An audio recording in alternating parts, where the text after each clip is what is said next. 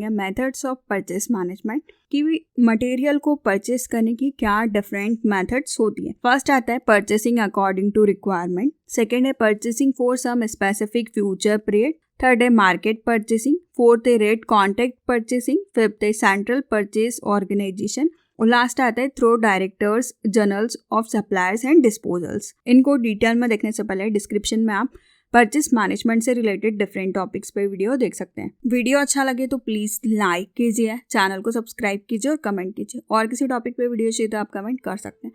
First आता है purchasing according to requirement. इसके नाम से समझ में आ रहा है कि जितनी आपकी ज़रूरत है उसके अकॉर्डिंग आप परचेस करते हैं। तो इस केस में आप ऑर्डर को प्लेस करते हैं जब भी आपको आवश्यकता लगती है। इस मेथड को अप्लाई किया जाता है उन आइटम्स के लिए जो कि आप कॉमनली प्रोडक्शन की प्रोसेस में यूज नहीं करते। और जब भी आप कोई भी काम हाथ में ले रहे हैं तो जनरली इसके इन्वेंट्री को आप नहीं रखते हैं और इस मेथड में ये सूटेबल होता है कि आपकी जो वर्किंग कैपिटल है वो भी कम लग रही, मतलब इन प्रोडक्ट को जब आपको ज़रूरत होती है तब इन प्रोडक्ट को आप खरीदते हैं। सेकेंड आता है purchasing for some specific future period. इस मेथड में आप परचेसिंग का यूज करते हैं जनरली स्टैंडर्ड आइटम के लिए जो कि आप रेगुलरली कंज्यूम करते हैं और इसकी जो रिक्वायरमेंट होती है वो बहुत कम होती है, प्राइस फ्लक्चुएशन भी कम ही होते हैं। तो इसका मेन बेनिफिट होता है कि जब भी आपको प्रोडक्शन स्टार्ट करना है तब आप इसका ऑर्डर दे सकते हैं उस पीरियड में और तब आप इस प्रोडक्ट को ले सकते हैं।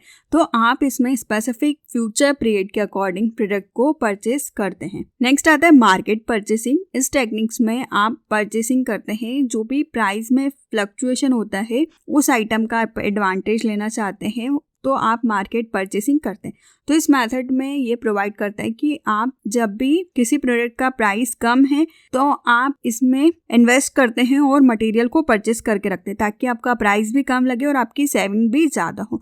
तो स्पेशली इस मेथड को यूज़ किया जाता है उस सिचुएशन में जहाँ पे कि मेजर प्राइस वेरिएशन जो है वो होते हैं और जो भी परचेसिंग है वो रिलेटेड होता है कि प्राइस में फ्लक्चुएशन सिर्फ प्रोडक्शन की नीड से ही नहीं, और जो भी परचेसिंग आप करते हैं अगर आपने प्राइस की फ्लक्चुएशन को गलत तरीके से एनालिसिस कर लिया, आपको लग रहा है कि अभी कम है, आपने स्टोर करके रख लिया और आने वाले टाइम में प्राइस और कम हो जाते हैं तो आपका जो ऑर्गेनाइजेशन है वो लॉस में भी जा सकता है। पर मार्केट परचेसिंग में आप क्या करते हैं, प्राइस कम है तो आप ज़्यादा से ज़्यादा प्रोडक्ट को खरीद के स्टोर करते हैं ताकि आपको लगे कि आपका जो मनी है वो सेव हो सके। नेक्स्ट आता है rate contract purchasing. Purchase department inter होता है एग्रीमेंट में डिफरेंट सप्लायर्स के साथ में फ्यूचर पीरियड के लिए, वो उनके साथ में कॉन्ट्रैक्ट करता है। प्राइस आपको लगता है कि कंपेरेटिवली अभी लो है और फ्यूचर में ये बढ़ सकते हैं। इसमें ऑर्गेनाइजेशन एक कॉन्ट्रैक्ट के अंदर इंटर होता है। प्राइस जब भी कंपेरेटिवली लो होते हैं और उनको लगता है फ्यूचर पीरियड में आप इस कॉन्ट्रैक्ट में का और रिव्यू कर सकते हैं, कैंसिल कर सकते हैं या सफिशिएंट नोटिस देके उस कोटेशन को चेंज कर सकते हैं।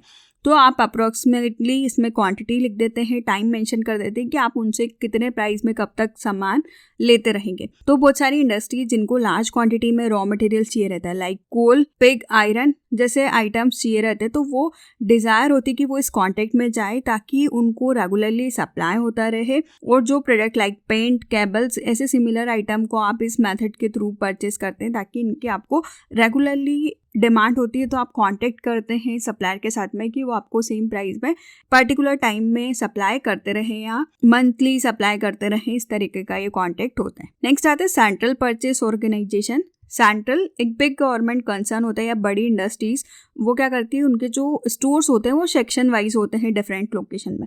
तो इस केस में प्रॉब्लम आती है कि वो डिफरेंट स्टोर्स के लिए कैसे परचेस करें या सेंट्रल स्टोर के थ्रू परचेस करें।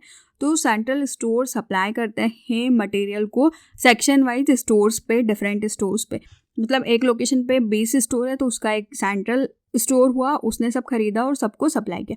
तो इसका मेन एडवांटेज होता है कि जो भी सेंट्रल सिस्टम होता है वो परचेस करते हैं लार्ज स्केल पे, तो उनके पास चांसेस होते हैं कि वो अच्छी तरीके से बार्गेनिंग कर सकते हैं और मटेरियल को कम से कम प्राइस में परचेस कर सकते हैं ताकि डिज़ायर स्पेसिफिकेशंस को मीट किया जा सके। तो जो सेंट्रल या जो मेन स्टोर होता है वो सभी के लिए परचेस करता है और उनको सप्लाई करने का काम करता है। नेक्स्ट आता है through directors journals of suppliers and disposals. Central purchase organization organization जो कि सप्लाई प्रोवाइड करता है डिफरेंट गुड्स और प्रोडक्ट की कम रेट में डिफरेंट गवर्नमेंट के डिपार्टमेंट्स को। ये डिपार्टमेंट कॉन्ट्रैक्ट के बेसिस पे वेरियस ऑर्गेनाइजेशन फर्म या मैन्युफैक्चरिंग सप्लायर्स के साथ कि क्या डिफरेंट मटेरियल है, क्या डिफरेंट गवर्नमेंट डिपार्टमेंट्स है, आप उनसे किस रेट पे एग्रीमेंट कर सकते हैं या कॉन्ट्रैक्ट कर सकते हैं। तो इस कॉन्ट्रैक्ट में रहता है कि जो भी वेंडर है वो क्लैरिफाई करता है कि वो उससे कम रेट में किसी और को वो प्रोडक्ट सेल नहीं करेगा या सप्लाई नहीं करेगा। तो डिफरेंट गवर्नमेंट डिपार्टमेंट्स मटेरियल और गुड्स के ऑर्डर को प्लेस करने के लिए फर्म के साथ उनसे कॉन्ट्रैक्ट के बेसिस पे काम करते हैं। तो इस वीडियो में आपने देखा कि क्या मेथड्स होती है परचेस मैनेजमेंट की या मटेरियल को परचेस करने की, जिसमें हमने मेनली देखी 6 मैथड। इसके अलावा भी बहुत सारी मैथड्स होती है इसकी। फर्स्ट आता है परचेसिंग अकॉर्डिंग टू रिक्वायरमेंट। आपको जब रिक्वायरमेंट हो तब आप उस आइटम्स का परचेस करते हैं जो कि आपको रेगुलरली नहीं लगते। सेकेंड आता है purchasing for some specific future period. आपको लगता है कि अभी प्राइजेस कम हैं तो आप उस प्रोडक्ट का स्टोर करके रख लेते हैं ताकि आप फ्यूचर में यूज़ कर सकें और ये आपको रेगुलरली आपके प्रोडक्शन में यूज़ में आते हैं। नेक्स्ट आता है मार्केट परचेसिंग। आपको लगता है कि जब प्राइस बहुत ज़्यादा कम है आप बहुत ज़्यादा स्टोर करके रख लेते हैं और आपको लगता है कि जब प्राइस बढ़ेंगे तो आपकी कॉस्ट सेव हो जाएगी, आप मार्केट का एडवांटेज ले सकते हैं। पर अगर इसमें आपका गलत एनालिसिस हुआ तो जो भी ऑर्गेनाइजेशन है वो लॉस में भी जा सकता है। नेक्स्ट आता है रेट कॉन्ट्रैक्ट परचेसिंग। आप इसमें कॉन्ट्रैक्ट साइन करते हैं कि आपको किस रेट पे कितने टाइम तक एक एग्रीमेंट के बेसिस पे आपका सप्लाई होता है कि आपको कब तक सप्लाई चाहिए। नेक्स्ट आता है सेंट्रल परचेस ऑर्गेनाइजेशन। जो भी बिजनेस बड़े होते हैं जिनके की मल्टीपल स्टोर्स होते हैं वो इस मेथड का यूज़ करते हैं कि उनका जो मेन या सेंट्रल स्टोर होगा वो परचेसिंग करेगा और फिर वो सारे स्टोर्स पे लोकली सप्लाई करने का काम करता है। लास्ट आता है through directors journals of suppliers and disposals. आप इसमें कांटेक्ट करते हैं कि आप डिफरेंट प्रोडक्ट और सर्विसेज को कम रेट पे डिफरेंट गवर्नमेंट डिपार्टमेंट्स को देंगे और ये कांटेक्ट डिफरेंट ऑर्गेनाइजेशन फर्म या मैन्युफैक्चरिंग के साथ में होता है एक एग्रीड रेट पे और आप उस टाइम पे उससे कम रेट में किसी और को सप्लाई नहीं कर सकते। तो गवर्नमेंट डिपार्टमेंट उनकी जो रिक्वायरमेंट को फुलफिल करने के लिए सप्लायर्स के साथ कॉन्ट्रैक्ट रेट पे इस एग्रीमेंट को करते हैं। तो ये कुछ मेथड्स थी। वीडियो अच्छा लगे तो प्लीज़ लाइक कीजिए, चैनल को सब्सक्राइब कीजिए और कमेंट कीजिए। और किसी टॉपिक पे वीडियो चाहिए तो आप कमेंट कर सकते हैं। Thank you.